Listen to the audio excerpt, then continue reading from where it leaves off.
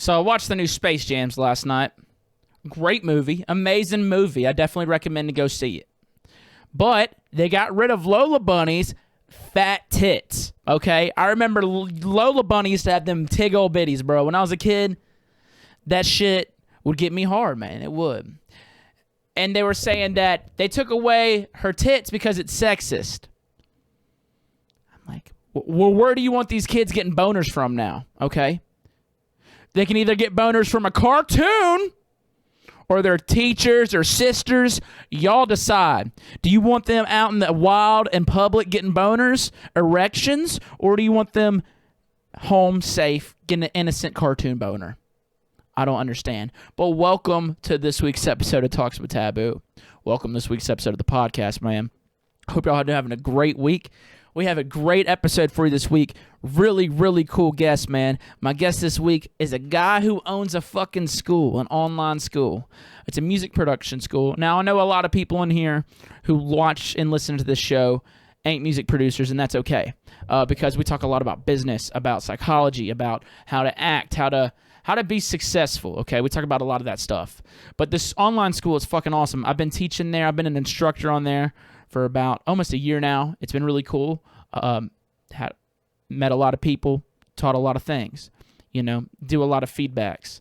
I will be doing a workshop for them that's coming up Tuesday, and they said the time on, I think it's 5 p.m.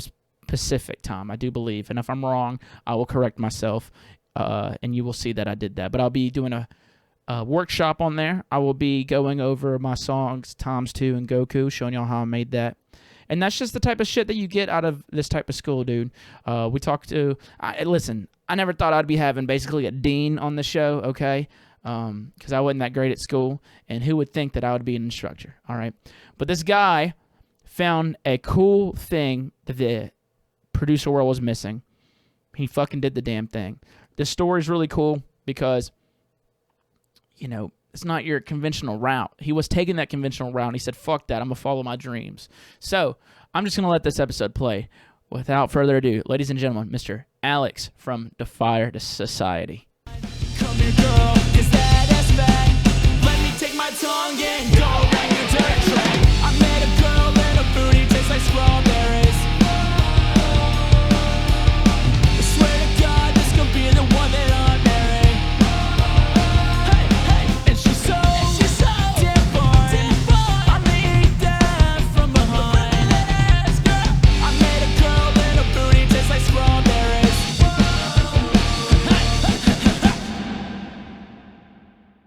You know who has that set up is the guy, the comedian, the stand-up comedian who got in trouble recently for hitting up underage girls, but he has like the background. Like Space Jesus? Is that you're talking about, Space Jesus? No, he's an actual comedian. Fuck, I can't remember his name. Chris D'Elia. Yeah, there you go. Mm-hmm. That's definitely it. Yeah, dude. Listen, I didn't get any inspiration from Chris D'Elia for this background. Okay, I'm gonna go ahead and say that. He had nothing to do in the making of I'm this. trying to get you hot water, just say it. Yeah, just start out from the start. But man, how are you doing today? I'm good, brother. So this is a cool idea for an episode. This is a cool, because you own a school, basically, is what it is. You run a school, Defyre Society. I kept on calling it Defyre for the longest time. Yeah, I get that. Well, not as much anymore because now I think we're starting to become somewhat of a household name in the music industry. So, right, yeah, I don't get every TVBOO. now and then you hear Defyre, you'll hear Defyre. Like, I'm like, no, dude, it's just Defyre. Like, you don't have to stress any D's or anything. Yeah, don't stress D's in around here, dude. We're not trying to stress out any D's. But yeah, I don't get TVBOO as much anymore, so that's kind of nice. Oh, bro, yeah. Vin called you TVBOO for like the first 3 times I talked to him, and every time I see him or talk to him, I'm like, yeah, so TVBOO's on today, bro. That's funny, so man. Some people still roll with it for the laughs, man. But listen, for the people who don't know you, okay, briefly explain who you are and what it is that you do.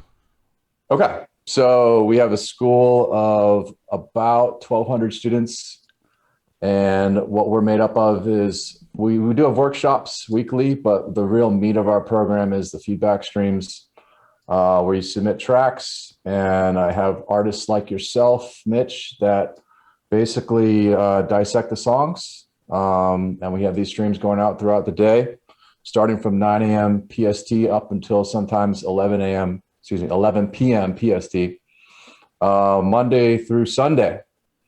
And we're upgrading to a new platform in about 48 hours, which is going to actually level up the feedback system we have, where I don't know how deep I want to go into this, but it will actually, you can give someone feedback and then I'll clip that feedback of their song. So they'll always have it in a vault, and it'll have notes that you, the instructor, can provide for the feedback of that song. So it just gives that extra level of detail to feedback that we've, I guess, somewhat lacking, because like we've been relying on Facebook to do a lot of our streaming, actually all of our streaming. I take that back.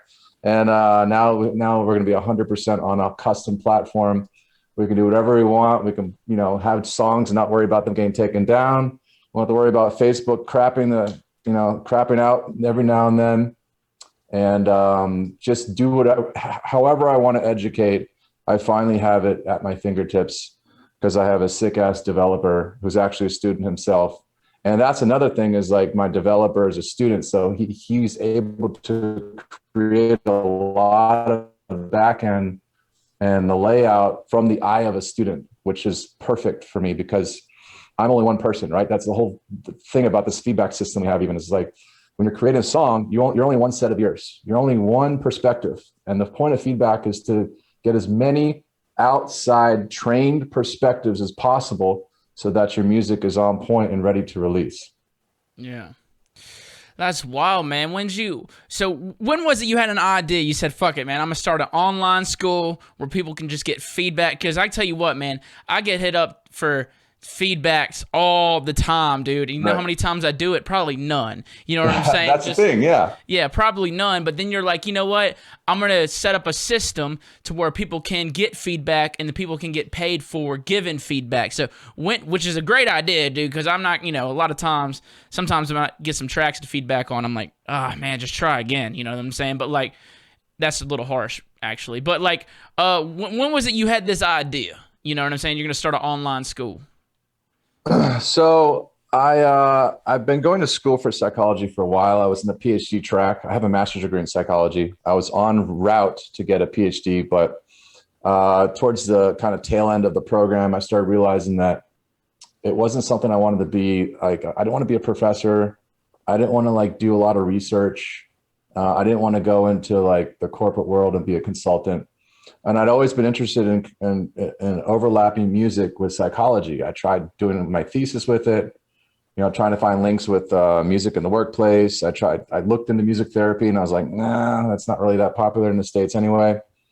And I'd been producing on the side, and I'm like, well, I came to that point where I'm like, okay, I'm not going to pursue psychology as hard as I should be. So what should I do? And I was like, all right, I'm just going to take the master's degree, just kind of take a year off, produce, and kind of figure it out. And I hung out with my uncle at a wedding, and he lived out here in LA. I was in Miami at the time. And it just kind of hit me like, fuck it. Like if I'm going to take a leap of faith right now, it's going to be now. So I moved out to LA, and just started grinding. Grinding meaning finding work however I could in the music industry. It was either ghost producing, it was ghost producing, mixing, mastering, and then DJing at like local lounges and bars in West Hollywood and Beverly Hills and Hollywood. And that collectively was paying the bills. And so in the meantime, I'd always been in contact with Jackson Brown, which is AKA Axon. And he was like, you're actually making a living as a music producer. A lot of producers want to figure out how to do this. And he'd been kind of dabbling with courses, online courses. I didn't know anything about that world. So he was like, we should create a course on that. I was like, all right, sure, fuck it, why not? So we created a course on making a living in the industry. It went pretty well. And then we created another course on branding. That went pretty well. But it came to a point where it was like, okay, like we can make a sick ass course and charge $1,000 for it, but a lot of music producers, almost all of them, are struggling for cash. They're just, I don't want to say they're broke, but I've been there and I was broke. So like we should probably look at a different model. And I was looking at what Academy FM was doing, and I saw a lot of holes that they were just lacking in. And I'm like, all right, we can do that. We can modify what we teach and then convert that into a subscription model. And we made Defyre Society. But in the meantime, trying to figure out how we were going to compose Defyre Society, so to speak. We were offering a lot of free shit. So him and I were doing feedback streams almost on the daily on our profiles. Just like, hey, doing a feedback stream today at 5 p.m., blah, blah, blah. DM me your tracks. And so we started seeing that like a lot of people were submitting, and we're really grateful. And we were offering a lot of value in that regard. And we're like, okay, let's incorporate that into the program. So we started doing feedback streams maybe like once a day. We started like 7 times a week. That was our thing. Now we do them like fucking 70 hours a week. It's crazy. And yeah, we started doing that. We started doing workshops. We got a free trial to do the work, to see the workshop. And then we still do the model by now. When you sign up to see the workshop, you have to sign up for the free trial for the program. So while you get to see the workshop and a lot of other ones for free, you can check out the school and the feedback streams and whatnot. And that's kind of been working for us. We still have dope workshops weekly. We have you coming through next week. And yeah, the feedback streams are just getting better. Like everything about the program is always getting better. That's like, I have to be always improving, and I'm always asking my students for feedback, right? It's not a one-way street where we just give students feedback. I want to hear what we're doing wrong and where we can improve and always get better. So 3.0 is basically just a combination of just almost 3 years of just testing and figuring out where we can get better. And I think this new system of feedback is, I don't want to say the word game changing because I'm just one person, but I think it's different. I don't see anybody else doing it. There are programs or websites, whatever, where they have like one-off feedback, which are kind of expensive if you ask me. And that's it. It's like, okay, you send in a track, they record a video, they have notes, and that's it. And we just like take that and we put it on steroids for a cheap price, in my opinion. So I think the future's bright. It's been a fucking whirlwind of a couple of years with COVID and whatever, but yeah, I think that the future looks good. I want to start doing events eventually where we can have instructors and students kind of play music. I haven't really fleshed that out, but I live in Los Angeles, which is a great place to start doing it. So that's kind of the next step after we release 3.0. Like that's been a challenge. It's probably been the most difficult experience of my life, creating an entire platform from scratch. I mean, I have a developer, but it's like, there's so much you have to do. There's a lot of like transferring of content and payments and stuff, and the old students to the new platform, and a lot of testing, a lot of bugs, and everything fucks up. Oh my God. Like being the only beta tester for a brand new learning platform that's custom coded and whatever. It sucks, but it's getting done. By Thursday, in about 48 hours, everything should be tested and ready to roll out, and we'll be ready to go. That's fucking wild, man. 3 years of just grinding for Defyre. That's when you said, fuck it, we're starting Defyre 3 years ago, huh? Yeah. And by the way, man, 100-hour weeks. I don't exaggerate. Like 100-hour weeks. It's just finally subsiding after this week. But yeah, you look a little tired, dude, and that's not me. I'm not trying to sound like an asshole. You look a little tired, my dude. Bro, yeah, you caught me on literally the busiest week of my life. But it's all good. You're so busy. Let's get you on a podcast. I want to make an hour. Yeah, dude. No, I dig what you're doing with this podcast. I actually had a podcast myself, about 10 episodes, and it was on like the mental health for producers. And so I would read a book on psychology, and I would apply it to producers. It was just myself. I didn't have any guests. Yeah. But that's actually on the platform too. So I dig the whole podcast thing you're doing, man. I like it. Well, I appreciate that, dude. I don't know how good I would be doing a podcast on mental health as a producer. I'd be like, "You're upset, dude? Go jerk off." Okay, that's just usually that's usually my go-to. That's surprising. No, I'm not gonna go there. But yeah.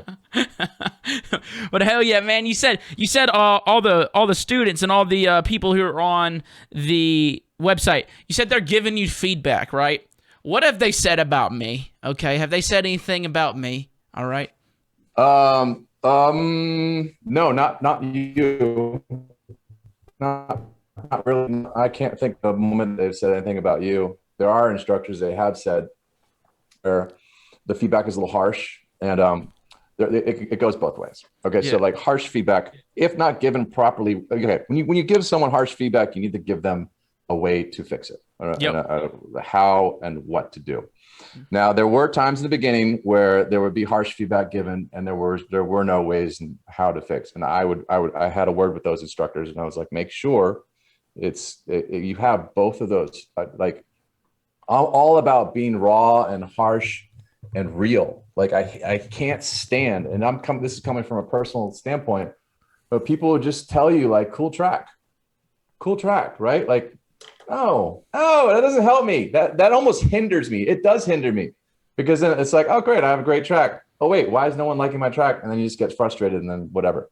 You have to hear what's going on in your track. One person, but you're on the team because you're a sick producer. I make sure that all the producers that work for me are sick producers in their own right, in their own genre. And I also state that like it's good to get feedback from producers outside of your genre who still know their shit. Because they can give you that extra perspective on your song that you never really thought before. And like, quality music is quality music, regardless of genre. And we're all electronic music producers. It's not that far off. You know what I'm saying? Right. Yeah, man. So let me ask you this, man. So you never, you dropped out while you're trying to get your PhD in psychology, right? Isn't that what you said? Psychology? Yes. Correct. Man, how much debt did you put yourself in, if any, to get into that point? A lot, dude. God, and you were producing this through the entire. You got all the way to the end, and you're like, you know what, man, fuck this, okay? Yeah, my Dukes was not happy. Yeah, I'd imagine. Not happy. I'd imagine so, dude. That takes a long ass time to get there. But hey, bro, and it came full circle, dude. A lot of psychology that I learned, is incorporated into Defyre Society. Because I do like these coaching calls once a month for platinum members, where I actually have, I don't want to call it therapy because I'm not a licensed therapist, but I talk to them and I go explore what's bothering them based on a certain topic for that month, dealing with psychology and the producer. And those are probably the most fruitful thing I do of this whole program, is just having those kind of heart to heart. I call them fireside chats. Yeah. But really just heart to heart. It's usually a group of 10 or 15 of us, and we just kind of go round table and talk about a specific topic in psychology for that month, like I said. But yeah, that and the feedback is also a part of psychology. It's like is perspective, right? Your perspective is by definition is subjective. So you're lacking that objective perspective. We all have blind spots. All of us. We're always going to have blind spots in every aspect of life. And the more people who can fill those blind spots and cover those blind spots for your life, music or whatever, the better you're going to be overall as a person, because you're just going to, your chance for error is going to drop. You know what I'm saying? Yeah. Yeah, that does make sense, man. Yeah. Hey, so if it's a school, right? If this, like, would you be a dean? Is that who you are? You're Dean Alex? I would be the dean, I guess. Yeah. And I'd be their fucking white trash instructor, dude. Isn't that funny, man? God damn. Yeah, bro.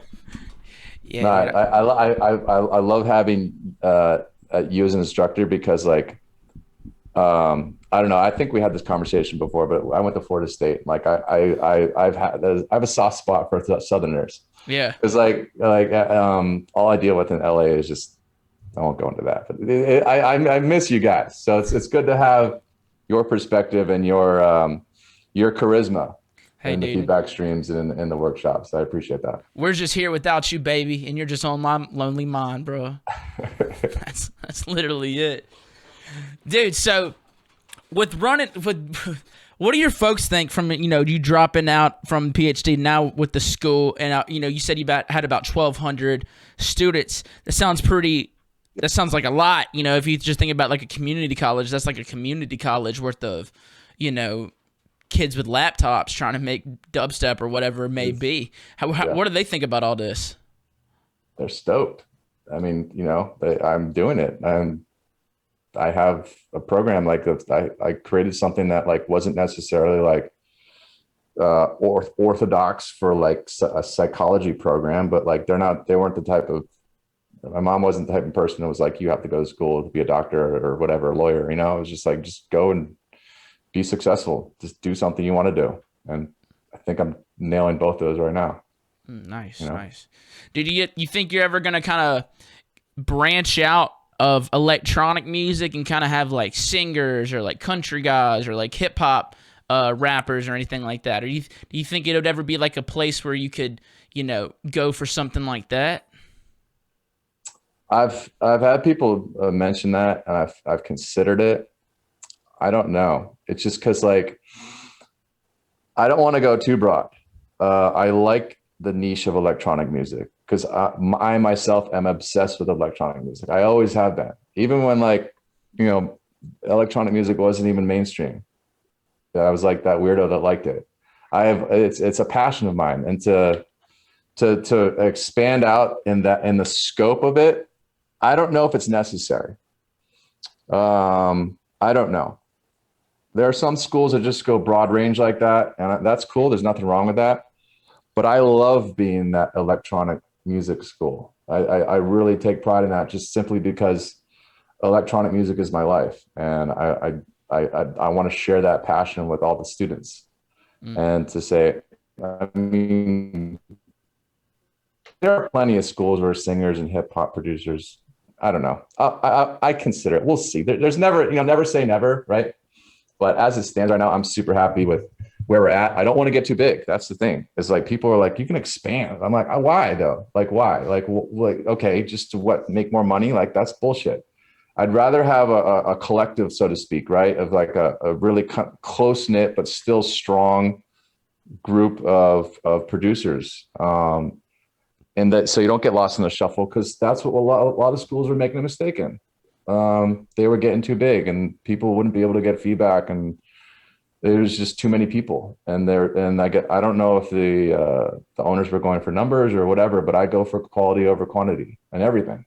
Yeah. So I'm pretty happy with where we are numbers wise, and the focus we provide on students, and I don't see the need to expand in that regard. But like I said, never say never. I feel you, man. I mean, it's honestly genius, because I mean, look at other production schools, such as like a Dub Spot, or what's the big one in LA? What's that one that everyone as a young producer is like, I'm gonna go there, and I'm Icon. Yeah, there's that idea where young DJs think they're going to go to Icon and become Sullivan King or Jaws or something like that. But it's like, right, those things are expensive as the absolute fuck. And then not only that, you have to live in LA or New York. This is like an online school that you pay X amount of money and you can get feedback from artists that you're into. You know what I'm saying? Like from people that you look up to. So with it being an online school, during COVID, did it just like blow up? Was this where y'all thrived? Like I would think that I can't even tell you how many people hit me up for lessons that just got Ableton. Like, I got all this time on my hands, I might as well just learn how to produce or something like that. Did the attendance just explode at that point? It was a give and take, because people did have more time on their hands, and artists that we could book were more free to book. But at the same time, producers were losing jobs like left and right, and they couldn't afford the school. So while we were getting more people in, a lot of people had to drop out because they couldn't afford it. And even people who wanted to sign up couldn't afford it because they just were out of work. So it was a weird time. Like, I don't know. It's hard to say. Would we have grown at the same pace had COVID not hit? But I think we would have, simply because of the grind I was putting in, like the amount of work and the things we were doing as far as trying to get more students wouldn't have changed. That's just the environment changed. But I think internally things would have rocked the same. And I think we would be at a relatively the same point. Because like I said, they almost neutralize each other. The surplus of free time, but the lack of finances because of COVID. So it's hard to say, but I legitimately think we'd be around the same position regardless of COVID. Got you, man. Yeah, I get that. That makes a lot of sense, man. I just know from like my perspective, I just saw so many more people getting into production during all this time, because I think Ableton did like a 90-day free trial of, and they like, extended it too. I think they extended it like to 180 days or something. Yeah, and it was like the full version of Ableton. You know what I mean? Like, that's fucking genius. I think that's a smart idea, man. Listen, so all these other schools, dude, y'all got beef, dude? You trying to fight these Full Sail guys? You trying to fight these Icon people? Like, y'all ever think about meeting up in the streets and seeing who can, who's daddy? Like, what's up? I got no beef, bro. But all I'm saying is this: is that the online education and it as an industry is I don't want to say skyrocketing, but it's increasing pretty fast. So if you are a brick and mortar school, your days are numbered. It just is. It's happening with universities. Like, even though COVID's like subsiding and like enrollment will increase with the universities back to the somewhat normal, I don't think it's going to get back to what it was pre-COVID. I think more and more people are going to realize that they can get this. Now that a lot more people have used Zoom over COVID, they're going to realize that, wait a second, I can get this same education without dropping like 60 grand on Harvard. You know what I'm saying? Like, not this, I don't want to go Harvard because Harvard's like Ivy League, but like, you start to realize that, okay, I can go into a classroom and I can spend all this money for room and board and tuition, or I can just take an online class with the same school and save a shit ton of money. What should I do? It's almost going to be a no-brainer. Not immediately right now, but it's just the way that things are trending. Everything is going to go online. I don't think that the major universities will die out. I think the Ivy League schools will exist for, I don't know, a long time. But I do think the community colleges, the smaller schools will just run out of money. They're going to stop getting booster money. And I feel like they're going to slowly just go out of business. I don't know what they're going to do, honestly. So, yeah, I'm just riding the trend, man. Online education is the future. Our future is bright. And that's why I think that, like, even without COVID, I think we would have the same position, because online education is trending, if you will. And we're in a good spot as far as industry trends. Yeah, man. I mean, it's even the same with like movie theaters, right? Like 2 nights ago, I watched the new Space Jam at my house on my badass TV. Dude, it was fucking awesome, dude. It was fucking awesome. Visually, oh my God, bro. It was such a fun movie. I said so many times during the movie, I was like, this is fucking awesome. Like, the animations are fucking insane. Like, that's about to be the standard for movies. But my reaction video. Oh, bro, it's a reaction video to Space Jam all of a sudden. It's so good, but my one thing I don't like about it is they got rid of Lola Bunny's fat fucking tits, man. You know why? Yeah, why? Yeah, because she makes little kids hard, bro. I think we need to let these kids get hard by cartoons and not by their teachers or sisters. I agree. Okay. I agree. But yeah, I just got a little too hype on that. That's awesome, bro. Now I have to see it. Shit. But it's like the same thing, dude. I remember just sitting there watching. I'm like, yeah, I'm not going to the fucking movies to watch this. I'm gonna sit right here and fucking, eat a pizza and watch Space Jams on my couch. Yeah, movie theaters are about to be done, son. I think so, man. I think so. Like, if you have a 6 surround sound, you don't even need surround sound system, but like, if you got it. Flat screens are getting cheaper and cheaper, bro. Like, you can get a 50-inch flat screen for like $200. It's like insane to me. Dude, I just bought a new TV Saturday. Okay, and it is fucking badass, and like I can't believe how cheap TVs have gotten. You know what I mean? Yeah. So I don't know. I guess like, even buying like popcorn and candy at movie theaters, like I don't know why I still don't know why they jack up the price for that. I kind of do because the choice can't bring in anything. Like they take advantage of that, but like that's gonna blow up in their face soon. You know, get a fucking pack of 8 Twizzlers for like $6. Yeah. Like, come on. That's what I'm saying, man. They're going down to schools, movie theaters, massage parlors. I don't know if those will go away. I don't know. I'm just saying dumb shit at this point. But they're gonna have like robots do your massages at home.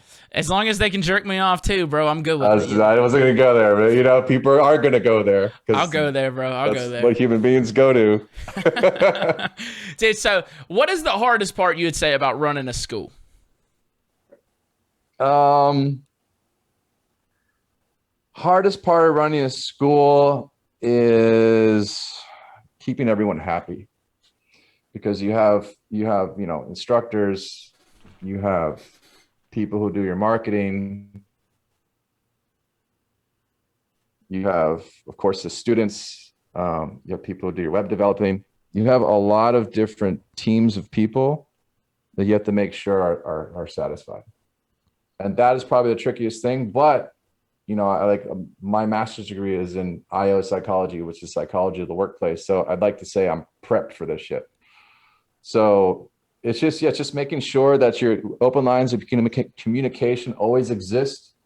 I try to get on Zoom calls as much as I can, and make sure that like there's no like, because like passive aggression is a real thing where people like they can text you something, but they behind those words they're feeling a lot of negative shit. So you got to make sure that even if someone messages you something, they're actually talking from a real place, and you have to get on a phone call or a Zoom call and incorporate that body language, right? Because they say, what is it? Body language is 60% of communication.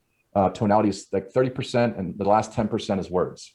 So like essentially, we're all communicating 10% if we're all only communicating via messaging.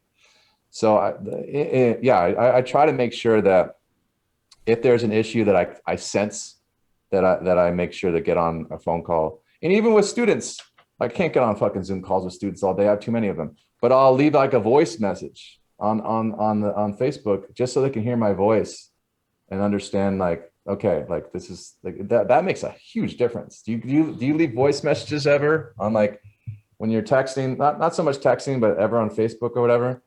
I'll do it to my brother late at night just to fuck with him and call him a bitch. That's about it. There you go. Yeah. Yeah.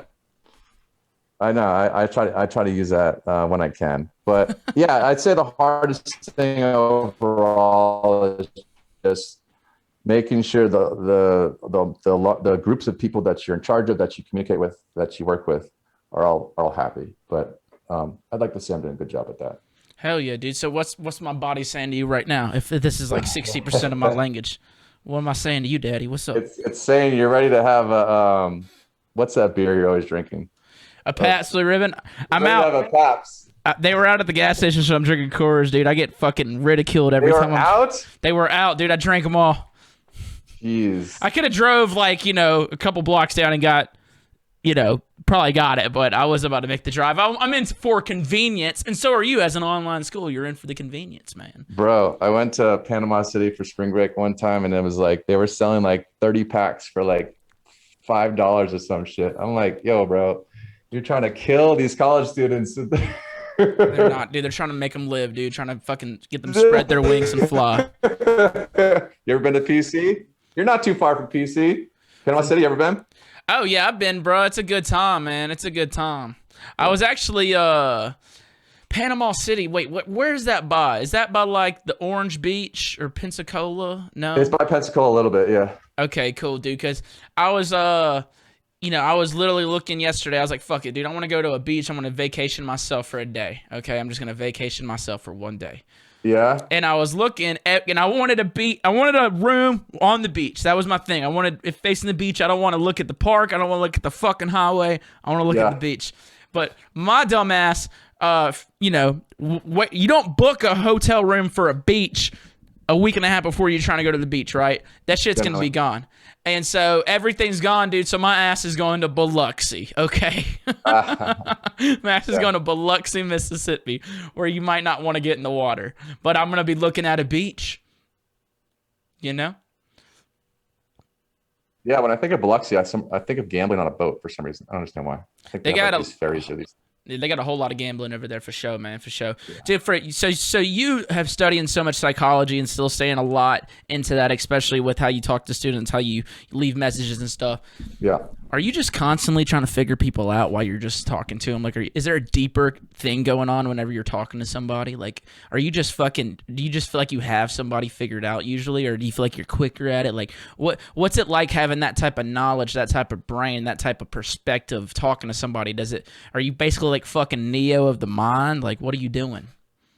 So when I was in college and I would tell people I was like a psychology major, like, oh, are you trying to figure me out? And I'd be like, no. But the more I learn about psychology, the more I just understand people. But at the same time, you're not a mind reader. Because inherently we think other people are thinking about us and talking about us, but overall, we all are thinking about ourselves.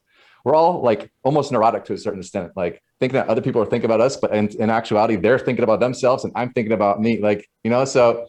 To answer that, no, I'm not really trying to analyze people. I can pick up on certain traits now, like if someone's a sociopathic in a way, and that sounds bad, but like I can just tell, or narcissistic, which is becoming more and more a thing with social media. But I don't even know what that means, man. Narcissistic. I've heard it many times. I don't know things. Okay.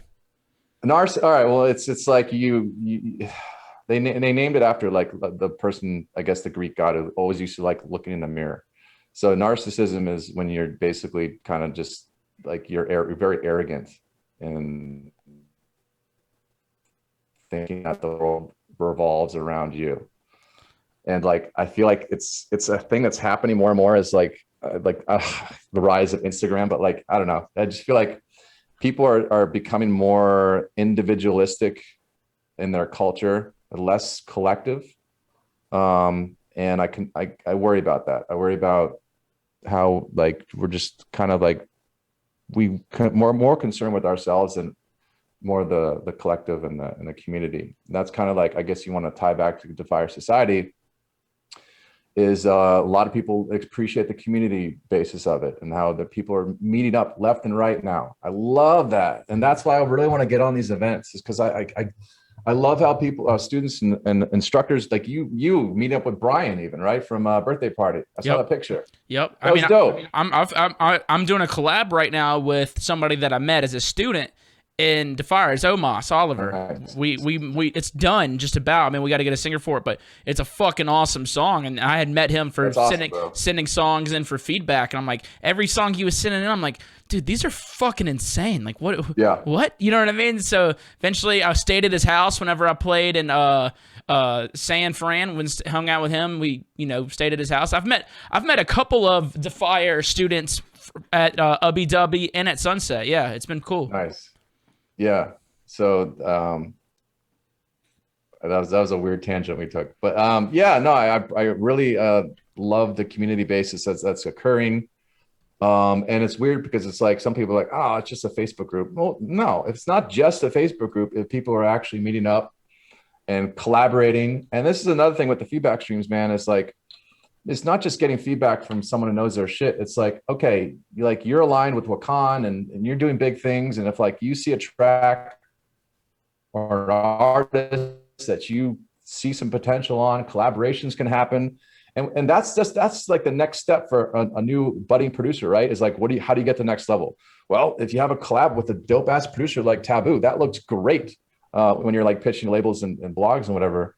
So like, it's just, they say like, oh, build connections, right? How do I get connections? I don't know how about you go to the feedback streams of the producers that you admire or that you want to get to know or that you would like to be on the label of, and just like be a friend and like chat with them and like, send music to them. And like, that's just like an easy route. Obviously it's not over time, excuse me, it's not overnight, but over time, that's what happens. I see it all the time where like these relationships are building between instructor and student. And that's exactly what I wanted from day one, is that is just relationships. So like that kind of like solves the forever question of a producer is, you know, how do I reach out to producers? Well, how about you just like pay a low fee, attend these streams and submit music, and then just like build a relationship that way. Like instead of just like hitting them up on Twitter and like hoping they'll return back and just say, I don't know, like, cause they don't, all these producers don't know how to communicate with other producers. And that's just the way it is. Almost all of us are introverts. So I make it easy for you guys. Yeah. Just submit fucking music. And if they like the music, then you guys can move forward like you are with this student that I want to know who it is. I'll ask you after the Omos. Oh, there you go. Yeah. Omos is killing it, bro. He's playing Lost Lands. Yep. Super proud of that dude. I'm not. But yeah, dude. Yeah, we're doing a collab, man. It's fucking done. We're gonna sing her. It's really, really fucking good. That's amazing. Yeah, it is cool, man. I have met a lot of new names from doing these feedback streams where it's just like, it's kind of crazy. There are some people who will literally submit a new song every week, and it's like, holy fucking shit. Like, yeah. I can't write like but 2 really good ideas a month. You know, I write a lot of ideas, but maybe 2 of them are good. You know what I mean? I'm writing every fucking day, but only 2 of them are good. And then I'll have some people send one every goddamn week, and it's like, dude, what? Who are you? You know what I'm saying? Like, and I wouldn't have met them if it wasn't for the school. So yeah, that is cool.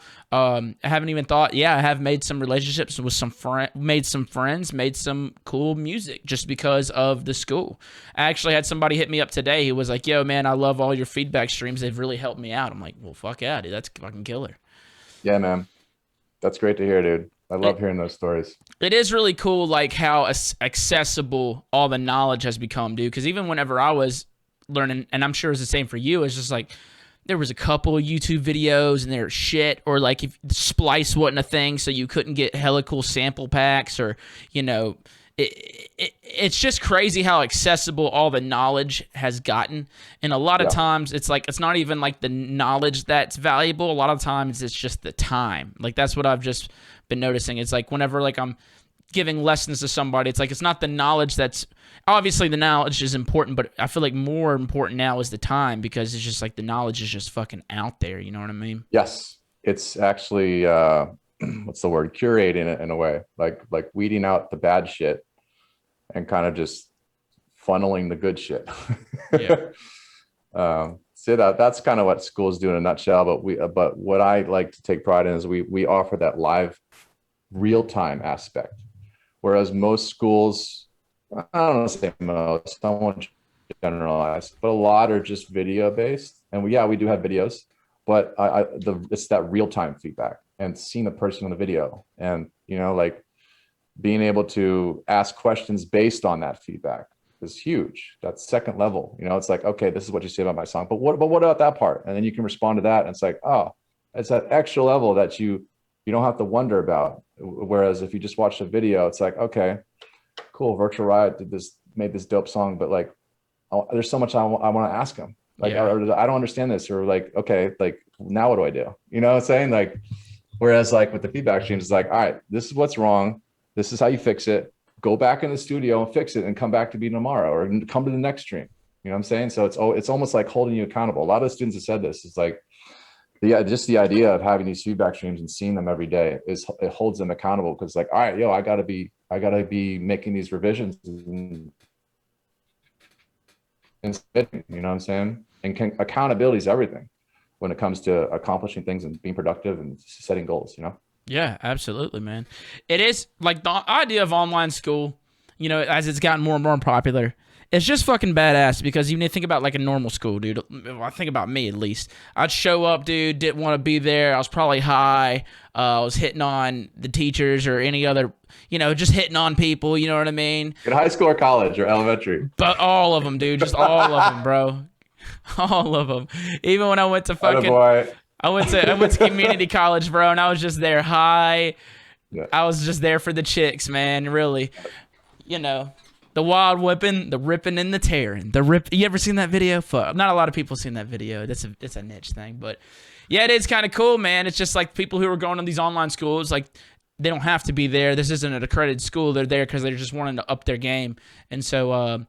I mean, fuck, man. A lot of time, those schools are just way more valuable than a lot of those credited schools are these days. Like, unless you're wanting to be like a doctor, a teacher, or like a lawyer, like, I mean, you look at you. I mean, you dropped out on your way to a PhD. You know what I mean? Bro, like, listen, I tell people, man, I have a thing with schools. Just, I don't know. I don't want to say that I'm biased or that like I have a bone to pick because I'll get out of debt, bro. That's not something I'm worried about, but it is the whole point of like charging students up the ass to get educated it's becoming an issue. It's becoming an issue. That's why like government's like, all right, we'll forgive like 50 grand. It's like, okay, what? Like you're actually doing that? Okay. There clearly you guys see an issue. Big issue. So yeah, man, I think the education system is flawed. In that it's not the only route anymore. There are much cheaper routes online. And honestly, man, they're kind of screwed. I don't know what they're going to do. I don't know what institutions of higher education are going to do. I don't think they know what they're going to do. If they have online programs and they're still charging the same fucking tuition for people to go in person, that's stupidity. That's not going to work. So, yeah, I don't want to like keep like bashing schools, but like, yeah, man, a lot of classes I took as far as undergrad were useless, oceanography and all that crap. You know what I'm saying? Like, it's just, I think the basis of it is like, all right, we want to get them used to studying, meeting deadlines, and achieving accomplishments and learning. Like, but even though, like, it's like, even if the learning isn't going to be appropriate for your career, we're still going to like get you into the habit of learning and taking tests. And I guess that's the basis of education, but it's sense because it's like, all right, well, why have people take all these extracurriculars? Okay, they're trying to figure out what they want to do in life, but still it's like, is there a better way than making people take like 2 years of just arts and sciences nonsense that you'll never need to know? I don't know. So it's flawed in so many different directions. Yeah, that's kind of where my opinion is on it. Dude, I totally agree. It's like, all right, I want to be a mechanical engineer. Why the fuck am I taking Western civilization right now? Oh, I know.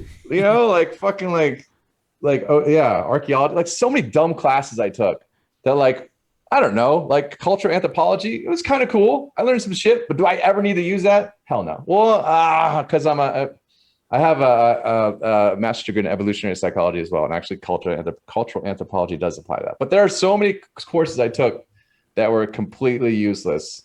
Dude, I took 2 courses that I thought were fucking cool while I was in college, man, when I went to community college. It was fucking health and CPR. Okay, I got certified, learned how to save a life, you know what I mean? Okay, yeah. And then criminal justice, I took that. And it was cool because my professor, I guess is what you'd call him, he had the curriculum in his head and day one, threw it in the trash. He used to be the chief of police for Jackson, Mississippi and Flowood, Mississippi. So he was like, I was the chief for years and years. I know about this shit. And he would tell us the answers to the test, but he would sit there every day and like actually talk to us about real life shit and like real life scenarios and how to treat people. And like that was awesome because like I feel like I got so much information and knowledge from a guy who's done it all. I was like, that was a super sick class. But everything else was dumb as hell, man. Yeah. Especially all the math courses, like algebra, I don't know, like calculus 2. Like what the fuck? We have calculators. We have things that do the equations for us. Why do we even know that? You know? No. Yeah. Hey Siri, you know what I mean? Ask, she'll figure that out. Exactly, Siri, bro. See? I hear you. Yep. Could you please repeat what you said?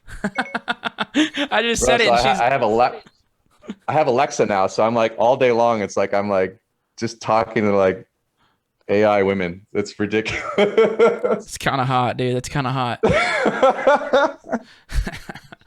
Yeah, dude. So to start an online school, and I appreciate you being here with me today, man. But to start an online school, do you have to get certain type of like certifications, permits? Like, what do you have to do in order? You just start the business. You just do it, bro. Just start. Like I had no capital. We had no knowledge of making an online course. I just watched some YouTube videos on it and built the site, built built the website because there's tutorials on that. And just learn how to take payments. Like that's not hard either.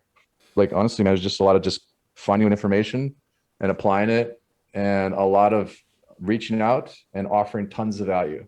That's the other like piece that people don't understand. Like, why can't I start my business? It's like, dude, you have to like, and this is a page out of Gary Vee's book. I don't know how much you're into Gary Vaynerchuk. I used to be into him hardcore because he basically fired me up to start a business. Like I didn't know anything about it. And like, he would just offer these tidbits every day on his YouTube channel. And now he's kind of getting a little repetitive and almost like a caricature of himself, but it's okay. I took a lot of, that's another thing. It's like these mentors, or whatever these people you see out in public or on YouTube, they might have their foibles. They might have their disadvantages or whatever. Fuck that. Just take what they're good at and learn exactly what they're doing good at, and just discard all the other shit that you're like, I don't know about that. So what he's good at is just reaching out and offering value. Offering value is like embedded in my brain for like the first year. It's like, just give a lot of shit and don't expect in return. And a lot of people can't really digest that. They're like, I don't get it. How am I going to ever make money if I'm giving away shit for free? Because it's reciprocity. Like people are going to feel more inclined to actually give back to you if they've gotten all this shit for free. But you don't do it for that one reason. You just do it because that's just how businesses work. Free trials, the free like audits. So a lot of people are doing like audits of like people's like websites or like profiles or whatever. We were kind of doing free audits versus in the form of feedback streams, right? So free trials, the workshops are free. And and then like people would stay because they got a lot of great shit for free. They realized we weren't trying to scam them, because there are a lot of fucking douches out there trying to scam you. And after that, it's like, okay, I'll stay for a few months. I'll see how this goes. And then like they end up staying a long time because they realize that, I care, you care, and we care. Like we're harsh with you, but when you're harsh with someone, you're strict with them, but you do it out of love. We do it because you care about them. They trust you more, and it becomes a really fruitful relationship as far as like feedback goes. So I've seen it time and time again where like a person will take feedback at the first day and they're like, ouch, that really hurt. And I'm like, you gotta understand that like, these instructors, they just want you to get better. All right. They're not here to belittle you. They're not here to put you down. They're not here to bully you. They're here because they're good at a certain craft that you want to be good at. And they're going to tell you where you're fucking up and how and what you can fix. And that's an MO, Yeah. What'd you say that guy's name was on YouTube? Gary Vaynerchuk. Gary V. Just type in Gary and then VEE as the other word. The only Chuck I know is Chuck Norris, so I'll have to check him out, dude. I can look into it, dude. Hell yeah. There you go. Yeah, man, that's all really good stuff. That's all very valuable information that I hope everybody takes. But that is crazy, man. No fucking business courses, no certifications. All the information you got was fucking free on the tube. You know what I mean? Like that's just so wild, dude. Yeah, but there was also, we got to have a crazy work ethic, man. And I think going to grad school did kind of build that for me. Is just like crazy amounts of studying, writing like theses and stuff. Theses, I think is the plural. Yeah, man, like, I don't know. I don't want to generalize and say people don't have work ethic, but you got to be able to go through a lot of hard times and a lot of struggle and just kind of grinding it out and like working stupid amounts of hours, bro. Like, I don't know, like it was worth it for sure. But like while I was doing it, I'm like, fuck me, bro. Like I'm working, like I get up and I work and I go to sleep. That's my day. Yeah, I was about to ask, dude, since you're just so much surrounded by the internet, by the online, like, do you ever go outside? Do you have a social life? Are you married, dude? Like, what is that like for you? Because I feel like your whole life is just, engulfed with Defyre. Like, what's that social life for you? Well, all right. Here's the model: is you do a ton of work on the front end, Because like I was doing the feedback streams in the beginning, me and Axon were doing them. And so I was doing everything essentially, him and I. And so, but the way to, I guess, find success in this type of work is to slowly outsource stuff, right? Like whether it's feedback, marketing. I was doing fucking like the videos, bro. I still edit videos because I still want to be that last point of contact. I want to make sure all the videos are good enough to be on the site. I can't put up content I can't put up content that you can find on YouTube. That's another reason why, like, if we find someone for a workshop and they're all over fucking Twitch, they're not coming on my fucking school. I need to be exclusive. They need to have some sort of exclusivity. I forgot what I was talking about. What was it? Your social life, dude. What's your social life? Do you have one? So like the slowly but surely, I was even making my website. Holy shit. I have a guy to do that now. So slowly but surely you need to outsource pretty much everything except the supervisory stuff, the CEO stuff, right? Where you're basically just dictating what people do. I don't want to use the word dictating, but I can't think of anything else. And so now finally I will have some free time. But like the first couple of years, bro, I don't care who you are, you're not gonna have a lot of free time at all. Like fucking, Jeff Bezos, whatever, was working 16 hours a day. And look where he's at. And I'm not trying to make any comparison whatsoever, but like you can't expect to be an entrepreneur and start your own company and not bust your ass the first few years. Not gonna happen. Okay. It's just that there's no shortcut around that mountain. You're gonna have to blast through that motherfucker and just take it.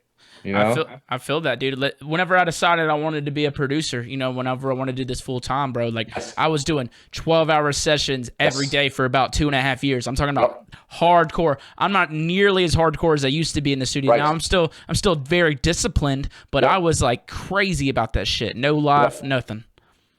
That's how it should be, man. That's how it should be.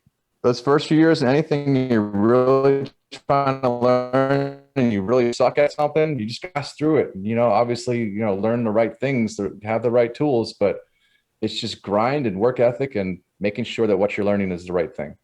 Hell yeah, man. Well, look, one last question for you, man, before I let you go. And like I said, I really appreciate you coming on today. This has been really cool. Been really cool. How big are you trying to make it? You said you didn't want to get too big. You would like the kind of niche thing. Like you're at 1,200 students. What's like a number that you're like, that you have a goal in your head? Like, I want to get this many students. Is there a number for you? I used to be like, yo, let's get 2,000. But now it's kind of, I've changed gears, and it's like, if we keep it at 1,200, I'm happy. Like maybe I think like 1,500 is the most I'll go.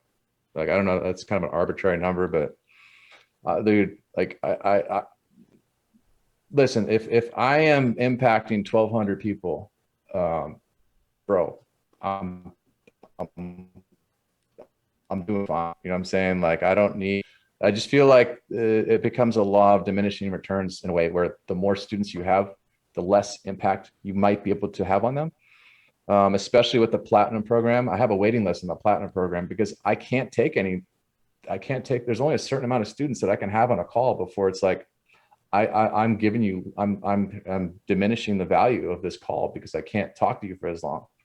Yeah. And I don't want the feedback streams to get overflowing. They're not, because I made sure of that by like having more sessions, but at the same time, now I've taken that limit off. So now that people can submit as many times as they want in a day, because I want them to be almost full, but I don't want it to be like to the point where it's like, oh, I can't get feedback because I didn't submit by this time. So fuck, I'm going to quit. You know what I'm saying? Like, yeah, you have to like, it's almost thinking like a businessman in a certain regard where it's just, if you have too many people, the value is going to decrease. So I don't know. I'm happy where I'm at. And now I just want to expand it IRL. I want to start doing IRL with the people I have, because there's been students that have been with us for years, and it's like, okay, like I don't want to just be like internet friends, like for forever. I want to, I want to like engage with these people and like see them succeed and see them play shows. Like, I want to see Omas up there, like fucking killing it. Like, like people. So I'm happy with the students that I have. I don't need to like expand out too much. where I don't know people's names anymore, and it's just like they become a number. Because I don't want to be a number. I want to be appreciated. I want to be known in a way, and you recognize my name and who I am. So. You thought about y'all ever gonna do like any type of sponsoring of like maybe like a festival, a stage, an event, a podcast? Who knows, man? Like, is that something y'all are gonna reach out into? Well, sponsor meaning like what do you mean? What do you mean sponsor? This stage is brought to you by Defyre. All these students, fuck. Bro, real talk. I want to have my own festival. Fuck that. There you go. Hell yeah, businessman, dude. That's what you want. I want to start doing shows, like I said, but you gotta start small, right? I guess I could start with a show, and then build up to I don't know. See, that's the thing I don't know anything about, and I have hired a mentor that's going to help me run events, and that's something I'm really excited about, actually. Yeah, I threw events out in Mississippi for about a good 2.5 years, man. That shit'll get you learnt. Yeah. Oh yeah. It was rough, but it was good times. Taught me a lot. Like what? Just how to get people to an event, how to curate not just an event but an experience. How to network. It really taught me how to network. Like just there's a lot of power in shaking a hand, or just being really nice to somebody. It taught me a lot about preparation, consistency. It taught me a lot about all that stuff. Yeah. Awesome. Yeah. Wow, that's great. Mm-hmm. So yeah, shaking hands and kissing babies. That's what they say, right? Yeah, I say, bro. Shaking babies, kissing dicks. Instead of kissing babies, shaking hands, it's Are you still doing stand up? I am, man. I haven't done it in 2 weeks. I got invited last night. I've been moving a lot of shit. I have the house to myself, so I've been moving everything. But I think I'm gonna go do some tomorrow night. I almost went to go do some last night, but it's been about 2 weeks. But That's great, bro. I'm definitely all next week. I'm fucking hitting it hard. That's for sure. But yeah, I'm move out to LA and do what all the other stand-up comedians do. Nope. LA is not even. That's like the furthest thing from my plans. Like LA is not for me, brother. That shit is too much. Y'all ain't got. It's just That's like everyone's just out there sucking each other's necks, dude. You know what I mean? You would not like LA at all. I don't. You would be like, fuck this place. You would hate LA. I don't hate it per se. I've played 3 times, and every time I've played, it's just been like, I just don't get it, man. But if you're networking, it's the place to be. The music scene is cool here, bro. Obviously, because there's bass music heads everywhere. That's true, but they're shit. The scenes I've been to some cooler scenes. Not dogging the LA scene. It's definitely a cool scene, bro. But it just ain't my scene. You know what I mean? Yeah. But I feel you. But yeah, dude, I'm trying to move into the woods. If I'm being honest. Yeah. Yeah. You lose all contact, become into the wild. Dude, nah, not that crazy. I'm definitely still gonna have contacts. You live on a bus? No. I thought about that for a little bit. Nah, man, but I'm just gonna have a couple trees, dude, a nice porch. That's what I want. That sounds good to me, bro. Honestly, it sounds great to me. Yep. Well, dude, once again, Alex, I really appreciate you coming on the show today. I really love everything you do, everything you're doing. I think it's really fucking awesome. I think you're helping out everybody out there, and man, I think you're gonna help birth a lot of really successful producers. Is there anything else that you want the people to know before you get out of here? Nope. Just TVBOO is going to be workshopping for us next Tuesday, 5 p.m. PST. We could probably put the link in the description of this. If you want to come and see him go through some recent tracks of his. Yep. And TVBOO is also, he does feedback. And, if you're a fan of his and you're a producer, it's almost a no-brainer. And I know it sounds cocky, but like shit, like we're kind of bass music heavy. Like we have house, we have future bass, but like I at least do the trial, see what's up. And if you don't like it, that's cool. But definitely come by for his workshop either way, because it's free, and go from there. But you have an amazing mentor on your hands in TVBOO, and he's the perfect guy. You're collaborating with a guy who doesn't even make your genre, right? He makes future bass in a way. Yeah. I love that. I love hearing shit like that, because a lot of people are like, oh wait, he's not my genre, so I don't want to get feedback. Now shut up, bro. Shut up. Like, dude, when you hear it, it's like the perfect mix. It literally sounds it's such a perfect. It literally sounds like 2 totally different producers getting together and having a child. It's like it's such a perfect. That's how it should be, though. That's like the best music is hybrid type music. Yep. Yep, it's good stuff, man. I'm very proud of it. It's one of my favorite songs I've ever been a part of, if I'm being honest. You just looking for a singer, so it's not gonna drop for another like 6 months or so. Yeah, probably. Yep. He sent me a list. I'm gonna check about it as soon as I get off this call. I'm gonna check out the list of singers. He's got a ton of singers, bro. He's got a ton of singers, man. Yeah. Everybody go check out Omos. But yeah, man, I really appreciate you coming out here today, coming on the show, dude. Like I said, appreciate you, brother, and you have yourself a good day. Hell yeah, you too, brother. Peace. And that was Alex from Defyre, man. I appreciate him coming on the show. Appreciate y'all watching. Hope y'all enjoyed that. Hope you got something out of that can help you or just entertained you, honestly. I just hope that you enjoyed that episode. And if you did, go ahead, tell your friends about the show. Subscribe to the YouTube channel. Come check out my workshop I'm doing with them Tuesday. It's free, dude. Even if you don't know dick about music production, I will talk shit to you if you're in the chat. So come holler. I appreciate everybody listening to this episode and every single week. I love all of y'all. Take care of each other if you want to. Do whatever you want. Smoke meth, praise Dale, raise hell. Love y'all. Bye.